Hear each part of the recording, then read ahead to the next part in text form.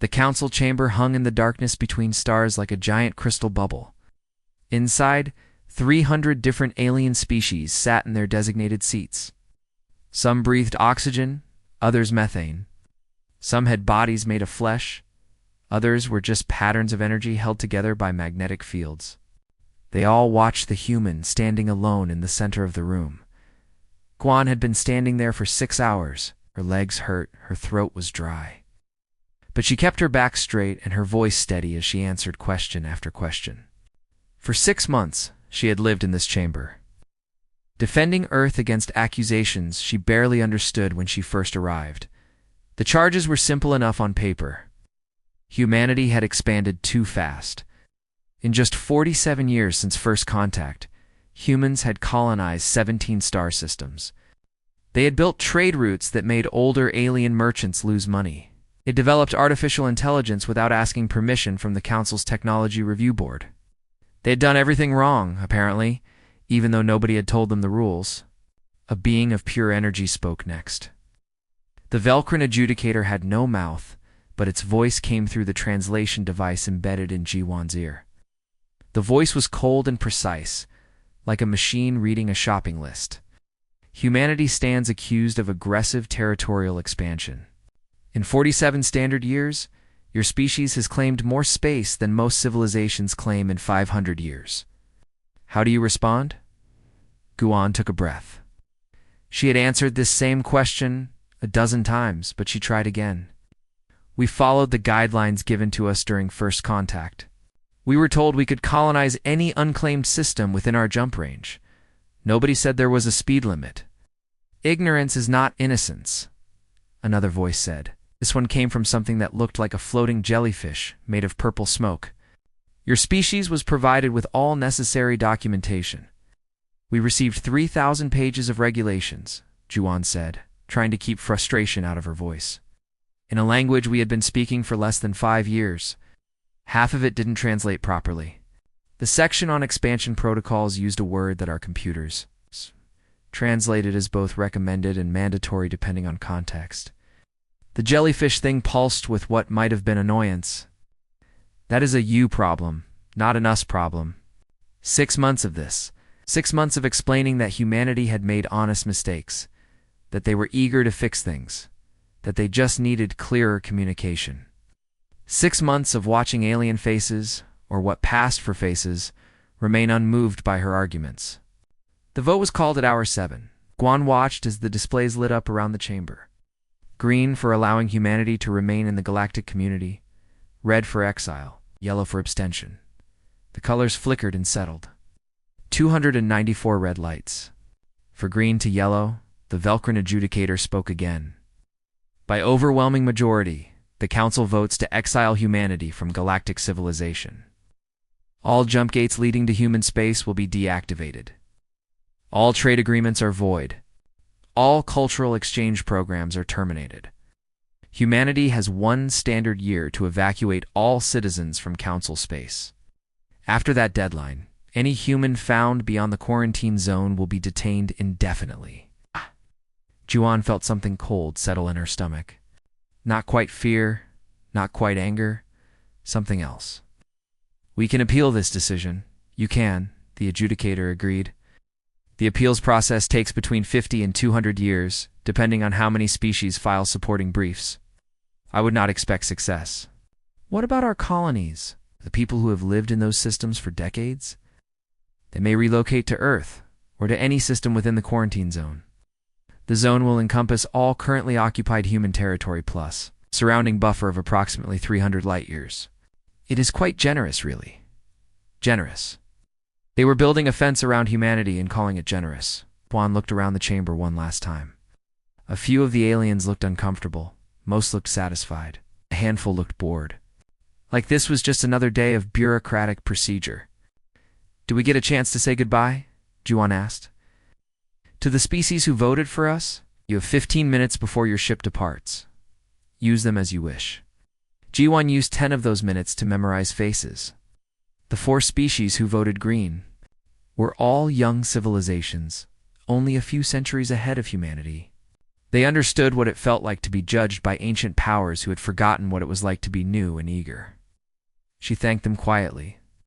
They nodded back, or did whatever their equivalent of nodding was. The other 5 minutes she spent recording a message. Not a long speech, not a desperate plea. It's just a simple statement that would reach Earth 30 hours after she sent it. This is Ambassador G1. The Council has voted for our exile. We have 1 year before the quarantine activates. I am coming home. Don't wait for me to arrive before you start making plans. They've made their choice. Now we make ours. She sent the message and walked to the docking bay.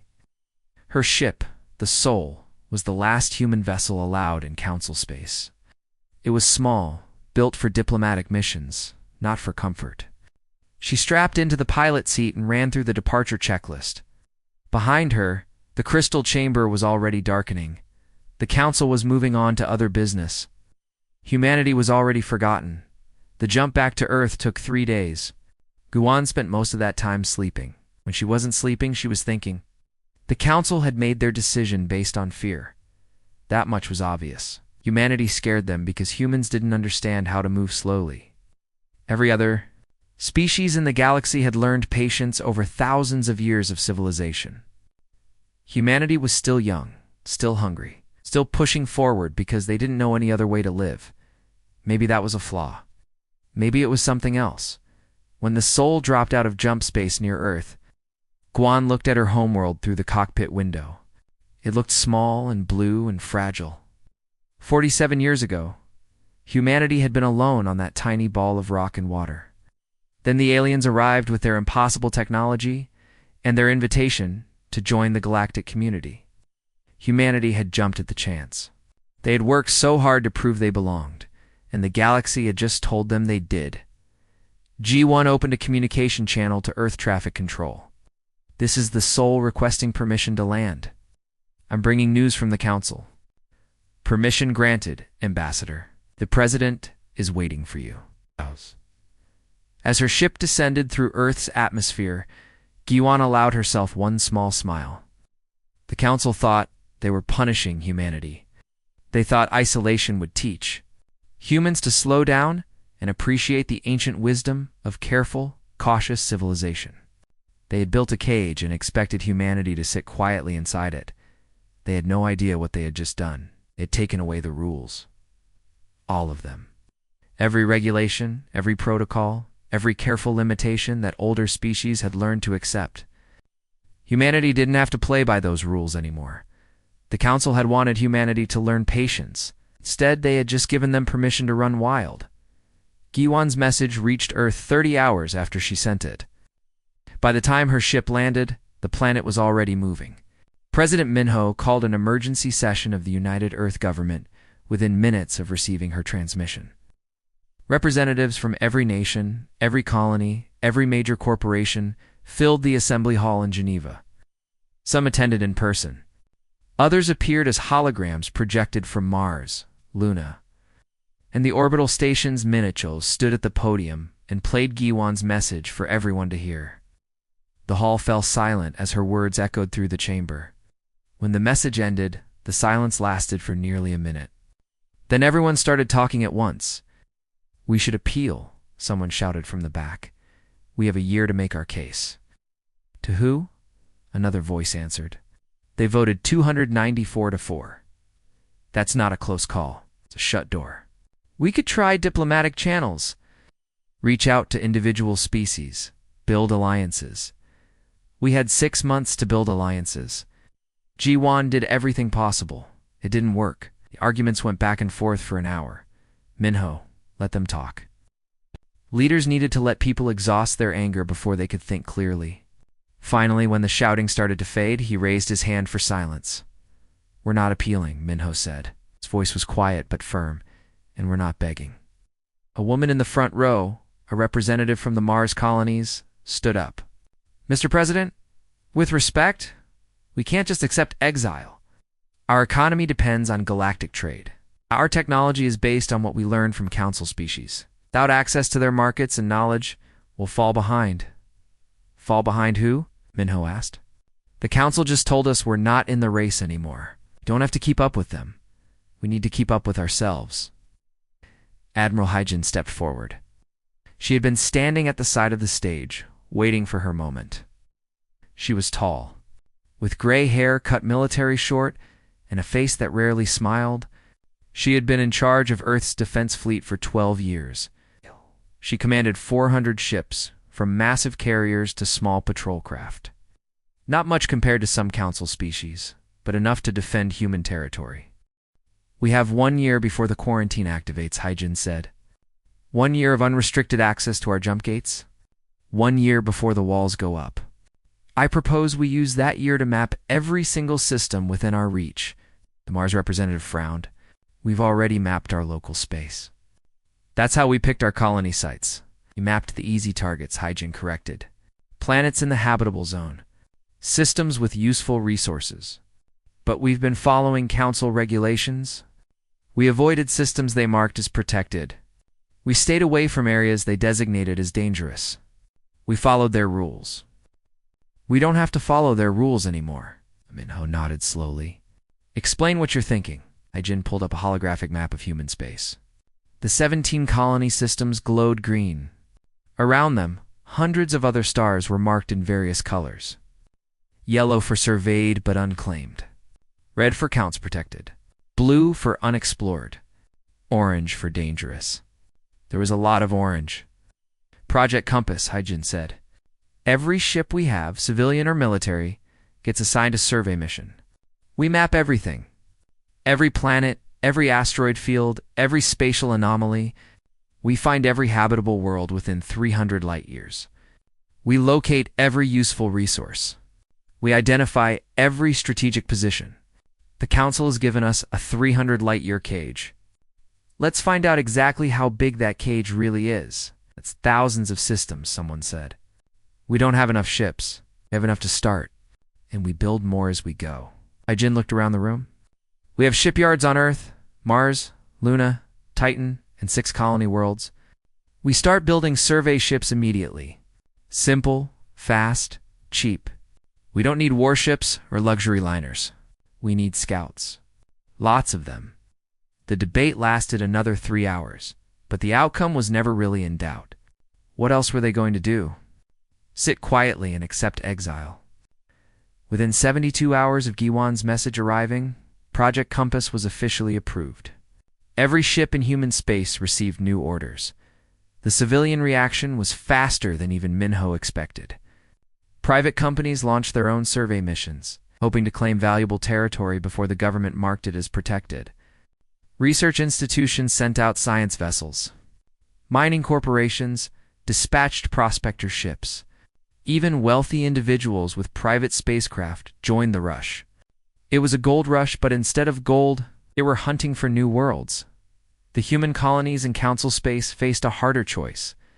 New Pyongyang was one of the oldest. Established 40 years ago on a planet orbiting a yellow star 30 light-years from Earth. Governor Doyen had spent his entire adult life building that colony. 8 million people lived there now. They had farms, factories, schools, hospitals. It was home. But it was outside the planned quarantine zone. Doyon called a colony-wide meeting. He stood in the central plaza, broadcast live to every screen on the planet. The Council has given us a year to evacuate. We can go back to Earth. There's room. It will be crowded, but we'll manage. That's option 1. He paused, looking at the faces of his people. Option 2 is harder. Long-range scans have identified a cluster of 7 potentially habitable planets at the edge of the quarantine zone. They're unexplored. We don't know if the soil is good or if the water is safe or if there's anything dangerous down there. But they're inside our cage. If we go there, we stay free. We stay independent. The vote was close. 53% chose to take the risk. 47% chose to return to Earth. Doyen didn't blame the ones who left. Moving to a completely unknown world was terrifying. But he was proud of the ones who stayed. Within a week, the colony fleet was packed. They left behind the farms and factories, too heavy to move. They took the people, the animals, the seeds, the manufacturing equipment, and the knowledge. Everything else could be rebuilt. 30-7 other colonies made the same choice. Some went to planets identified by Project Compass. Others headed for unexplored systems, gambling on survey data and hope. Meanwhile, something else was happening quietly in Council space. Humans working for alien companies or research institutions started disappearing. Not literally vanishing, just quietly resigning and booking passage home. Council security barely noticed at first. Humans leaving Council space made sense, given the exile. But what the security services didn't realize was what these humans were taking with them. Scientist. Junji had worked at the Technological Concordance for 8 years. She studied jumpgate technology, learning the mathematics and engineering that allowed faster-than-light travel. Humans weren't supposed to understand the deep theory behind jump gates. They were just supposed to use the ones the Council provided. But Junji had worked closely with alien engineers. She had asked questions, taken notes, and slowly pieced together how it all worked. When she resigned, she took her notes with her. Encoded in the chip implanted behind her ear were complete databases on jump gate construction, quantum field manipulation, and spatial compression theory. Information that humanity was never supposed to have. Information that the Council had kept carefully restricted. She wasn't alone. Engineer Tae-young walked out of the Merchant Guild with fabrication techniques that could cut manufacturing time in half. Researcher Soyeon left the medical collective with genetic therapies the Council had banned as too risky. Programmer Ji-hoon extracted entire libraries of artificial intelligence code. One by one, hundreds of humans departed Council space, and each one carried away pieces of knowledge that were worth more than gold. The Council noticed eventually, but by then it was too late. The humans were gone, back inside what would soon be quarantine space. Council law had no reach there. All that carefully protected technology was now in human hands. Hands that had no obligation to follow Council regulations about what was safe and what was forbidden. 3 months before the quarantine deadline, Project Compass released its preliminary findings. Humans had surveyed 412 systems. 63 showed signs of possible habitability. 18 contained ruins from extinct alien civilizations. The Council had never mentioned those? Maybe they didn't know. Maybe they knew and didn't want anyone else to know. The most interesting discoveries were the 5 systems that showed strange energy readings. Admiral Hyjin personally reviewed those reports. The energy signatures didn't match anything in Council databases. They were old, incredibly old, but still active. Still functioning, Hyjin flagged all 5 systems for immediate investigation. If humanity was about to be locked away from the rest of the galaxy, they needed every advantage they could find. Ancient alien technology might be exactly that advantage. As the final weeks counted down, Earth felt different. The panic and anger from the first days after Giwon's message had faded. Now, there was something else. Excitement, maybe, or determination. Humanity had been told they were too aggressive, too fast, too dangerous. The Council had built a wall to contain them. Fine. Let them build their wall. Humanity would see what they could do behind it. The quarantine activated exactly on schedule. Giwon watched from the observation deck of Earth's primary orbital station as the last. Jump gate connecting humanity to Council space powered down. The massive ring structure, 30 kilometers across, had hummed with energy since it was first installed by Council engineers 47 years ago. Now it went dark, silent, dead. Around the galaxy, every other gate leading to human space did the same. The network rerouted automatically, adjusting trade routes and communication channels to flow around the dead zone. In the Council chambers, representatives filed reports and moved on to other business. The human problem was solved, contained, finished. On Earth, President Minho stood in the Situation Room, watching the same moment on a dozen different screens. Each screen showed a different gate, a different border of human space. All of them went dark within seconds of each other. When the last one powered down, Minho smiled. Not a happy smile. A smile that meant the game had changed. Now the real work starts, he said to the officers and advisors around him. No more Council regulations. No more permission requests. No more waiting for approval. Hyjin, Your restrictions are lifted. Build what you need. Yunji, your research projects are greenlit. All of them. Everyone, we're done playing by their rules. Let's see what we can actually do. The first change happened in the research laboratories. For 47 years, human scientists had followed council guidelines on technology development. Those guidelines were strict. Artificial intelligence couldn't exceed certain capability thresholds. Genetic engineering had to stay within approved parameters. Weapons research was heavily regulated. Energy experiments required multiple levels of approval. All of it designed to keep young species from accidentally destroying themselves or others. Scientist Yunji stood in her new laboratory, looking at the data she had stolen from the technological concordance. The jump gate equations were beautiful in their complexity. The council had been using essentially the same jump gate design for thousands of years. It worked perfectly. It was safe, reliable, and incredibly expensive. Each gate took years to construct and had to be anchored in a fixed position. You could only jump between established gates. If you wanted to explore a new system, you had to physically fly there at slower than light speeds, then build a gate on both ends. Yunji thought there might be another way. The gates manipulated space-time to create shortcuts between distant points. But the gates themselves didn't generate the field. They just focused and stabilized it. What if you could generate the field from the ship itself? Skip the gates entirely. Jump wherever you wanted, whenever you wanted. The council had tried this according to her stolen files. 3 different species had attempted to build gate-independent jump drives. All 3 had failed catastrophically. Ships disappeared into unknown dimensions. Crews died in ways that were hard to describe. The council had banned the research 5,000 years ago and sealed the records. But Yanji had those records now. She could see where the previous attempts had gone wrong. She built the first prototype in 8 months. A drive system small enough to fit in a ship the size of a shuttle. The test crew consisted of 4 volunteers who knew the risks. They powered up the drive, set coordinates for a star 3 light-years away, and engaged. The shuttle disappeared. For 6 hours, nothing. Then debris started appearing in nearby space. Pieces of the shuttle, but also pieces of rock and metal that didn't match any known composition. The debris was fused at the molecular level as if the shuttle had materialized halfway inside, something solid. No survivors. Yunji built a second prototype, then a third, then a fourth. Each one failed differently. Crew 6 died when their blood spontaneously crystallized. Crew 9 survived, but came back blind and deaf, their neural systems scrambled by exotic radiation. Crew 12 disappeared completely and never returned. The council would have shut down the research after the first failure.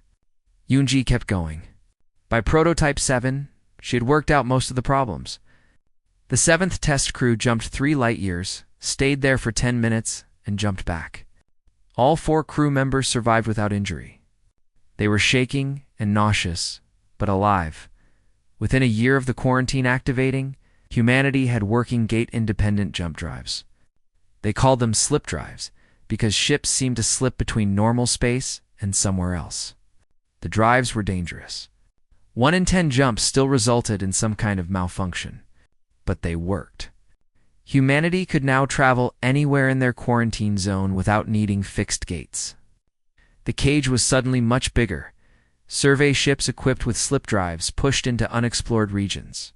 Most systems were empty or useless. Some had planets worth claiming. And one survey ship, the Daijin under Captain Sora, found something unexpected. The planet was fourth from its star, a K-type orange dwarf. The world was blue and green, with oceans and forests and clouds. Scans showed cities, agriculture, primitive industry, a civilization at roughly Earth's 19th century level of development. Pre-space flight, pre-computer, pre-radio even. The Nomiri, as they called themselves, had no idea the wider galaxy existed. Captain Sora read the council regulations regarding pre-contact civilizations. The rules were clear. Observe only. No contact until the species developed interstellar capability on their own. Study them from a distance. Write reports. Wait, usually for centuries. The regulations existed to prevent cultural contamination and technological shock. Sora thought about those regulations for approximately 10 minutes. Then she said out loud to her crew, "We're not part of the council anymore. Their rules don't apply to us. So what do we do?" Her first officer asked. "We say hello." The Djinn landed in the courtyard of the Nomiri capital's largest government building. The ship was small, sleek, and obviously not of local construction. Nomiri citizens screamed and ran. Soldiers arrived with rifles that fired chemical projectiles. They pointed their weapons at the ship but didn't fire, probably because they had no idea what they were dealing with. Sora walked down the landing ramp. She was wearing a standard Earth Fleet uniform, and she had her hands raised to show she wasn't carrying weapons. Behind her, 2 crew members followed with a translation computer and a bag of gifts. Basic stuff. Water purification tablets. Medical supplies. Solar panels. Things that would be useful but not so advanced as to be incomprehensible. The Nomiri guards stared. Their leader, distinguished by fancier clothing, shouted something. The translation computer worked quickly, comparing the sounds to its linguistic database, building a working model of the language. After 30 seconds, it started producing translations. "Are you gods?" the guard leader was asking. "No," Sora said. The computer translated her words into Nomiri. "We're just travelers. From another world, we came to meet you." What followed was 6 hours of careful conversation. The Nomiri were terrified, then curious, then overwhelmingly excited. Their philosophers had long wondered if life existed on other worlds. Now they had proof. Sora explained as simply as she could that there was a galaxy full of civilizations out there. Thousands of species, millions of worlds, and humanity wanted to be friends. The Nomiri government convened an emergency council. Debates raged for 3 days. Some wanted to reject the aliens, fearing conquest or corruption. Others wanted to accept, seeing an opportunity to advance their civilization by centuries. In the end, practicality won. The humans had technology that could solve many of the Nomiri's problems. Disease, famine, energy shortages. All of it could be addressed with help from Earth. 6 months after first contact, Nomiri cities had fusion reactors providing unlimited clean energy. Their hospitals had medical scanners and genetic therapies. Their factories had manufacturing equipment that could produce goods with a precision they had never imagined. And in orbit above their world, construction crews, both human and Nomiri, were building their first spacecraft. The council would have called it cultural contamination on a massive scale. Sora called it friendship. By the time the first anniversary of the quarantine arrived, the Nomiri had joined what humanity was calling the Free Collective. Not a government, more like a partnership. Multiple species working together with no central authority telling them what they could or couldn't do. Meanwhile, researcher Junho was investigating one of the anomalous energy signatures Admiral Hyjin had flagged. His expedition consisted of 3 ships and 40 crew members. The journey took 2 months, jumping from system to system as they followed the energy readings deeper into unexplored space. What they found made Junho's hands shake as he recorded his report. The ruins covered 3 entire star systems. Not just planets, but moons, asteroids, even structures floating in open space. The architecture was impossible. Buildings that seemed to fold into dimensions that human eyes couldn't quite follow. The technology was still partially active, even after what must have been millions of years. Most importantly, there was a database. The builders had left records encrypted, but not impossible to crack. It took Junho's team for months to decrypt the first files. What they read changed everything. The council wasn't a natural formation. It hadn't developed organically through peaceful cooperation between species. It had been designed, created deliberately by an ancient civilization as a way to limit technological development across the galaxy. The builders had discovered something, some threshold of technology or understanding that had terrified them. Something that had destroyed their civilization when they crossed it. The builders called it the threshold. They never explained exactly what it was, only that it was dangerous. Catastrophically dangerous. So they built the council system, established the regulations, and set up the entire framework of galactic civilization. It's a way to prevent other species from ever reaching the same level they had. The council members, the species that ran it now, probably didn't even know. The knowledge had been lost over thousands of years. The regulations remained, but the reason behind them had been forgotten. Everyone just accepted that this was how things were done. JUNHO sent his findings to Earth. President Minho read the report 3 times. Then he called a meeting with Admiral Hagen and his senior advisors. The debate was heated. Some argued that the builders were right. If something had destroyed a civilization advanced enough to create the council system, maybe it was something that should stay buried. Maybe humanity should slow down, be cautious, respect the warnings. Haijin disagreed. The builders were afraid. That's all we know. We don't know what the threshold actually is. We don't know if they were right to fear it. All we know is that an ancient civilization tried to lock down galactic progress because of something that scared them. And we're supposed to just accept that? Just stop trying because someone millions of years ago said it was dangerous. The vote was close. In the end, Haijin's position won by a narrow margin. Humanity would not stop. They would not slow down. They would keep pushing forward, keep developing, keep exploring. If there was a threshold, they would find it.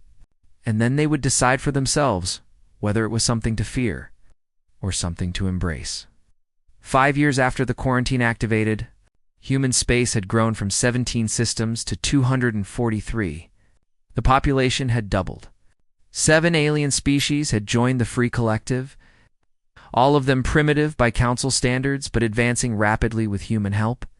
And somewhere in the research laboratories, Yanji was getting close to understanding what the threshold actually meant.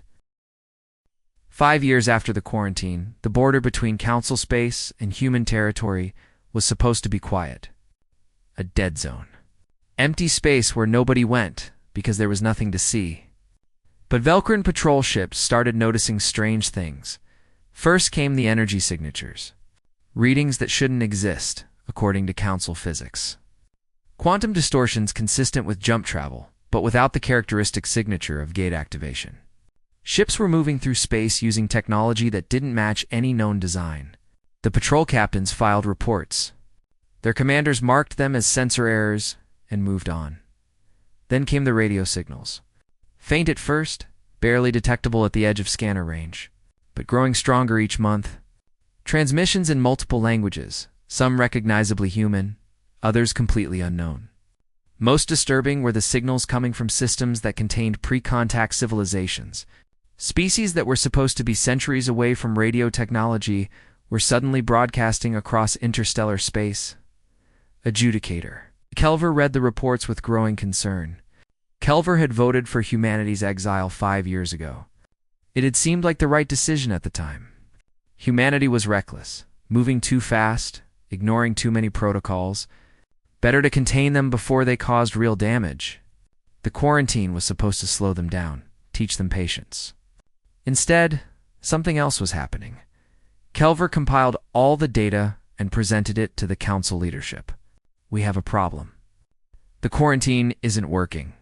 Human activity has increased, not decreased. And they're not alone anymore. The council leadership consisted of the oldest species, civilizations that had been part of the galactic community for tens of thousands of years. They listened to Kelver's presentation with varying degrees of concern. Some dismissed it as exaggeration. Others wanted more information. Send a probe, one of the leaders suggested.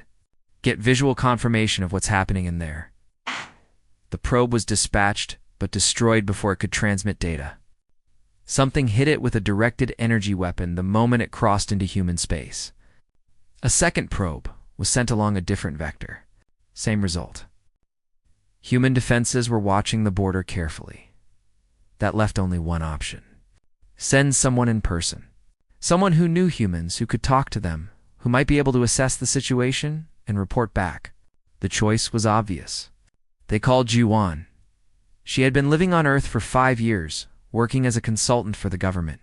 Her unique perspective as someone who understood both human and council culture made her valuable.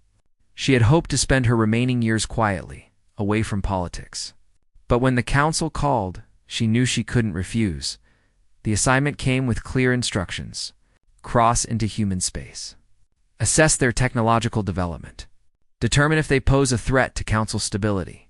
Report back with recommendations. Be objective. If humanity needed to be stopped, say so. The council would act on her advice. G1 accepted the mission. 2 weeks later, her ship crossed into human territory. She half expected to be shot down like the probes, but instead she received a communication almost immediately. A human voice, calm and professional.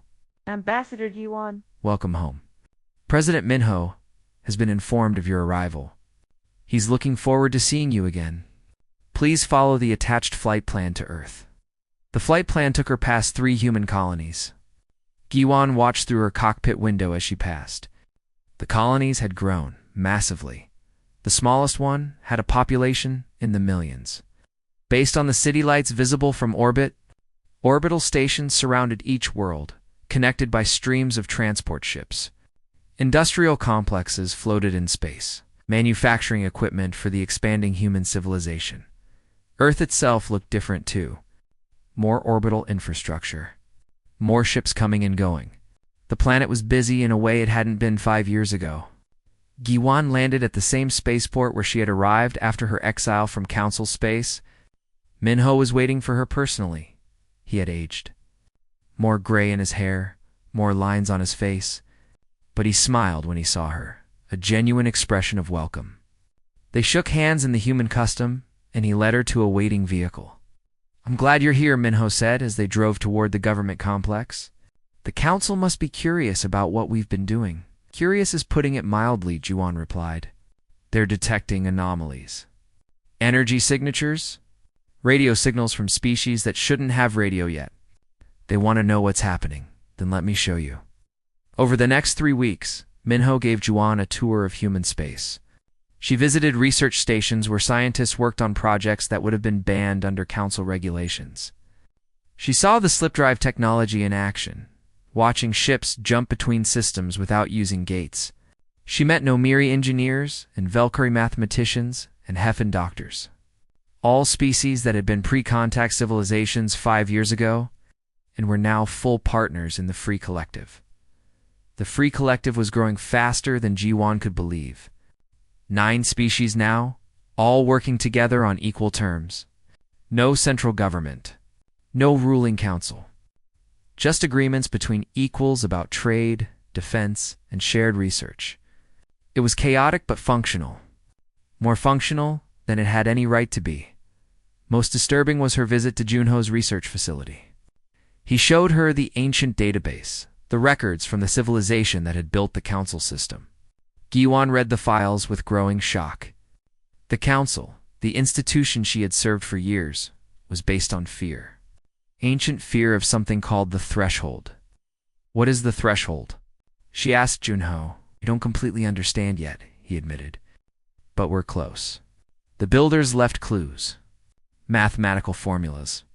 Physics that goes beyond anything the council has discovered.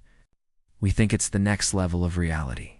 A deeper layer of the universe that becomes accessible once you understand the right principles. And the builders thought it was dangerous. They thought it destroyed them. But we don't know the full story. Maybe they were wrong. Maybe they approached it incorrectly. Or maybe they were right, and we're all idiots for poking at it. Only one way to find out. Jiwan's tour ended with a visit to New Pyongyang, the colony that Governor Doyon had moved to the edge of the quarantine zone. The planet was harsh, with thin atmosphere and cold temperatures. But the colony was thriving. Domes covered the surface, protecting farms and cities. Children played in parks that looked out on an alien sky. It was home. Duyun welcomed Juan warmly. They sat in his office, drinking tea that was grown in local greenhouses. We were scared when we came here, he admitted. This world was completely unknown. We didn't know if we could survive, but we did. We built something. And now we have children who were born here who have never seen Earth, who think of this place as their only home. The council would say, you're expanding too fast, Guan said carefully. They would say, Humanity is being reckless again. Maybe we are, Doyon agreed. But we're also alive. We're growing. We're excited about the future. Can the Council say the same? When was the last time they built something new? When was the last time they took a risk? Giwan didn't have an answer to that. When her tour ended, she returned to Earth to write her report. She spent a week in her quarters reviewing everything she had seen, trying to organize her thoughts. The Council had sent her to assess whether humanity was a threat. The answer was complicated. Humanity was developing rapidly.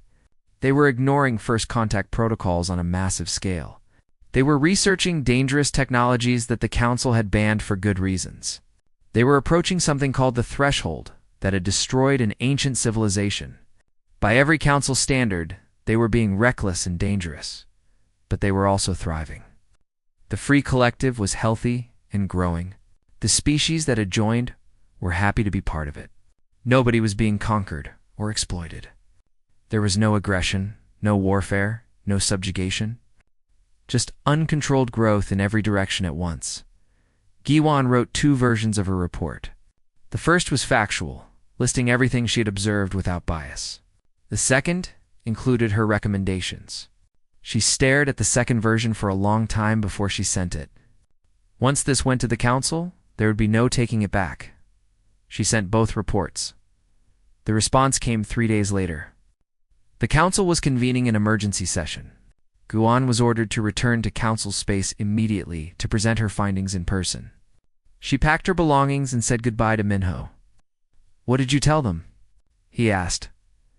"The truth," she said. "What they do with it is up to them." The emergency session was larger than any Giwan had seen before. All 300 species sent representatives. The chamber was packed. She stood in the center again, just like 5 years ago, and presented her findings. The energy signatures were real. The radio transmissions were real. Humanity had developed gate-independent jump drives. They had contacted multiple pre-space flight civilizations. They were researching the threshold. The chamber erupted in shouting. Some species called for immediate military action.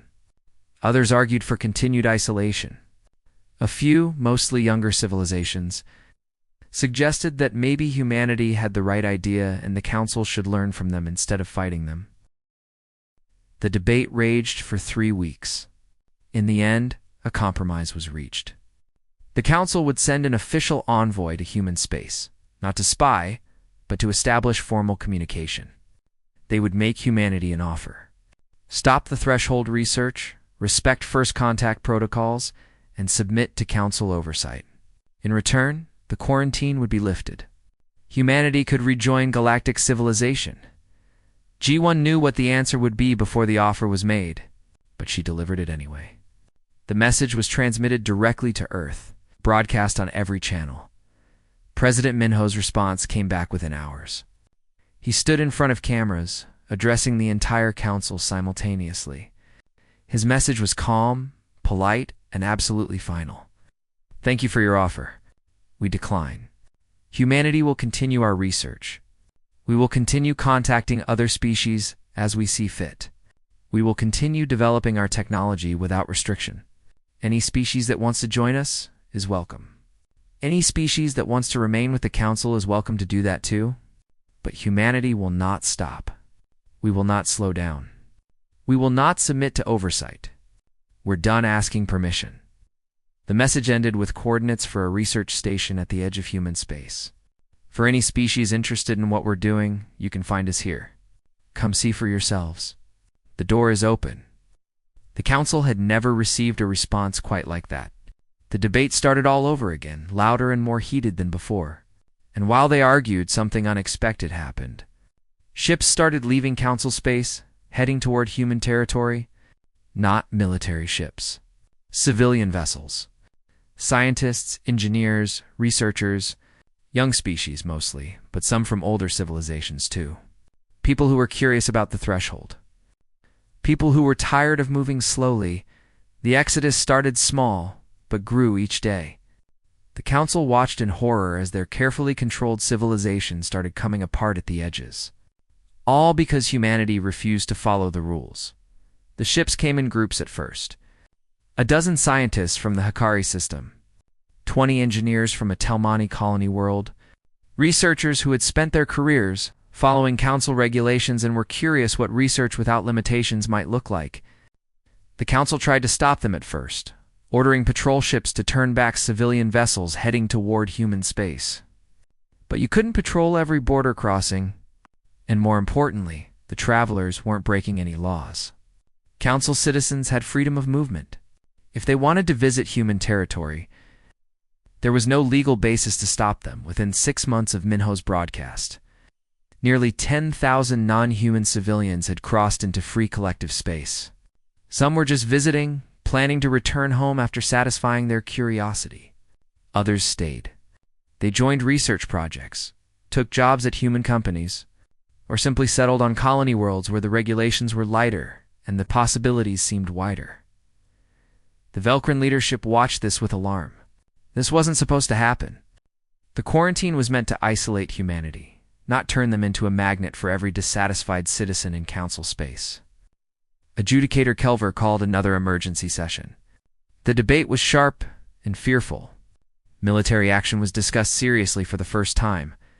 We need to act before this gets worse, one representative argued. Close the borders. Declare human space a restricted zone. Anyone crossing in will be breaking the law. And how do we enforce that? Another voice asked. We have patrol ships at the border, but human defenses have grown significantly. Any military action would be costly, and we're not even certain we would win. That admission hung in the air like smoke. 5 years ago, humanity had been technologically inferior to any major council species.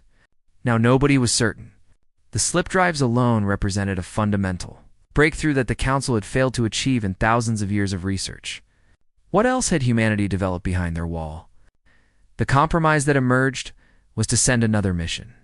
Not a spy probe or a military assessment, but a genuine diplomatic approach. Offer humanity a new deal. They could keep their slip drives and their research. They could keep the free collective. But they had to stop approaching the threshold. The builders had left clear warnings. Some doors were meant to stay closed. Ji-Wan was asked to deliver the message again. She refused. I've delivered your messages twice now. Both times, humanity said no. They're not going to change their minds because you ask more politely. If you want to talk to them, you need to understand something fundamental. Humanity doesn't respond to authority. They respond to reason. Stop telling them what they can't do and start explaining why. The council sent a different envoy. A Velcrin diplomat named Korin who specialized in negotiations with difficult civilizations. Korin crossed into human space and was greeted politely. Minho met with him personally, along with Admiral Haijin and scientist Youngji. The meeting lasted for hours. KOR Ren presented the council's offer carefully. Autonomy in exchange for limitations on threshold research. Peace in exchange for caution. He explained the builders' warnings, the danger of reaching too far too fast, the potential consequences of crossing boundaries that ancient civilizations had died trying to cross. Youngji listened to it all and asked a simple question. Did the builders explain what the threshold actually is? Not precisely, Korin admitted. Their records were fragmented, but the danger was clear. So you want us to stop researching something we don't understand because someone millions of years ago was afraid of it? Youngji shook her head. That's not how science works. Fear isn't data. Warning isn't evidence. The builders might have been right, or they might have been wrong. The only way to know is to look. And if looking destroys you, then we'll have learned something important. And someone else, somewhere else, will learn from our mistake. That's how progress works. Through risk, through failure, through trying anyway. Korin returned to council space with humanity's answer. It was the same answer they had given before, just expressed more clearly. No, the council could not and would not stop them. If the council wanted to maintain peaceful relations, they were welcome to do so. If they wanted to attempt military action, humanity would defend themselves. But they would not stop researching the threshold. The council faced a decision point. Continue with diplomatic pressure that clearly wasn't working, launch a military operation with uncertain outcomes, or accept that they had lost control of the situation and adapt to the new reality. The vote took 6 weeks of continuous debate. The final result was closer than anyone expected. The quarantine would be officially modified. Human space would be designated as an experimental research zone. Any council species could choose to enter and participate in human research projects. But they did so acknowledging the risks. The council would maintain defensive positions at the border, would not interfere with internal free collective affairs. Lest human actions directly threaten council's security. It wasn't peace, exactly. It wasn't acceptance either. It was an acknowledgement of reality. The council couldn't stop humanity without a war nobody wanted. So they would watch, and wait, and prepare for whatever came next.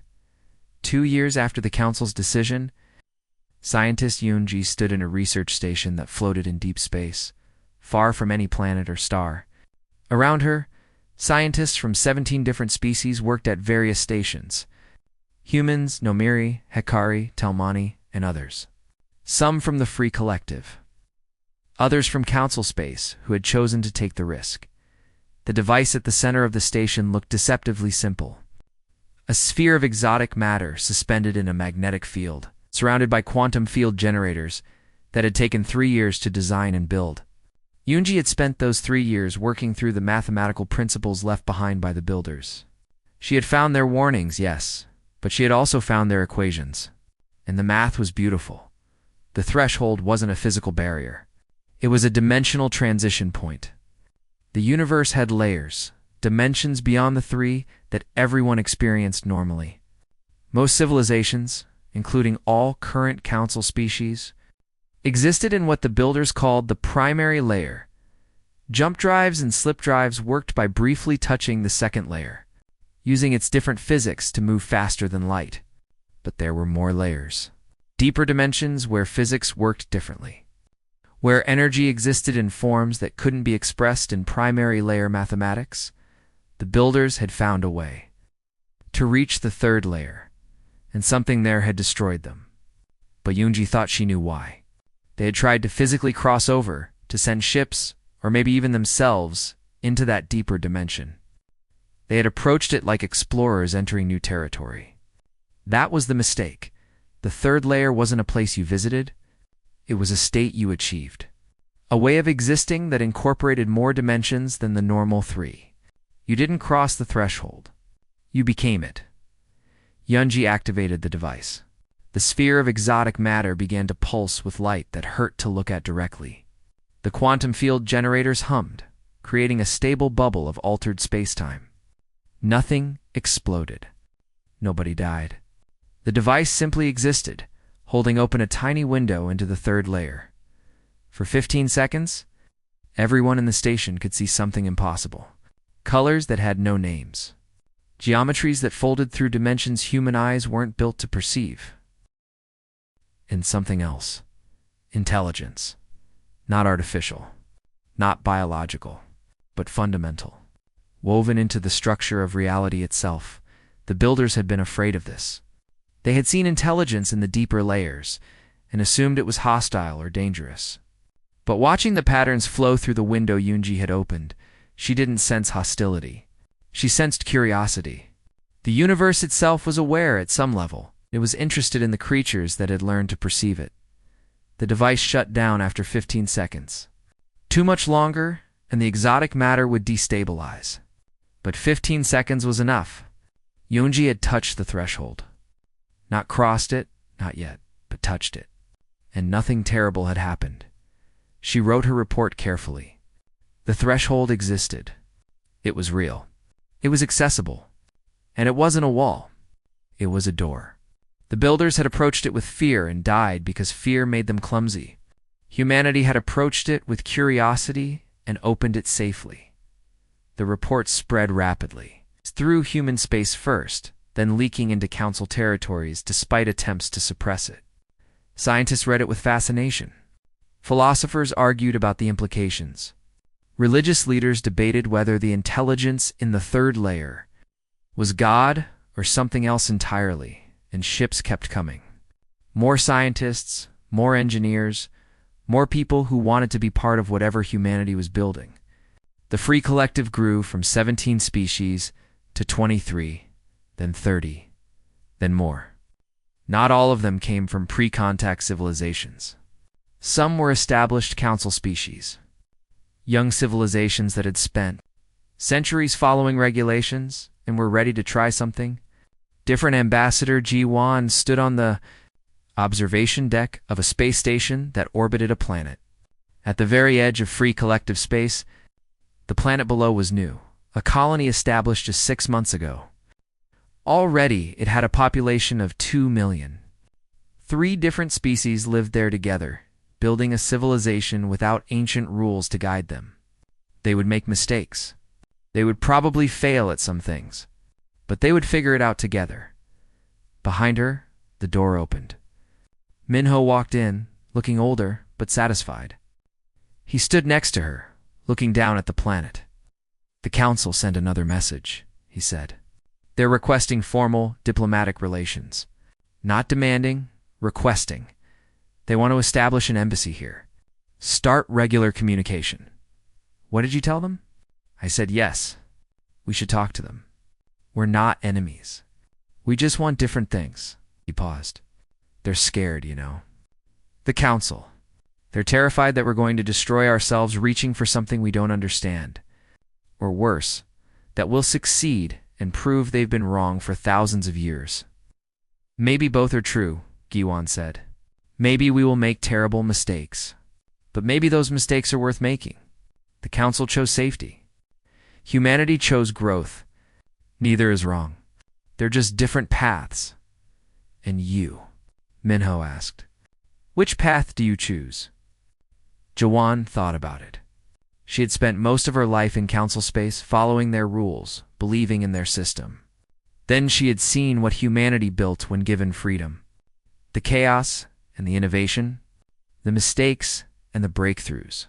The messy, beautiful process of figuring things out without ancient guidelines to follow. "I choose the one that asks, what comes next," she said finally. "The Council spent 10,000 years making sure nobody asked that question.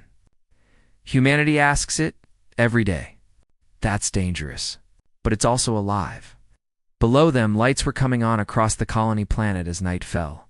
Cities growing in the darkness. People from different worlds living together, building something new. It wasn't perfect. It would never be perfect.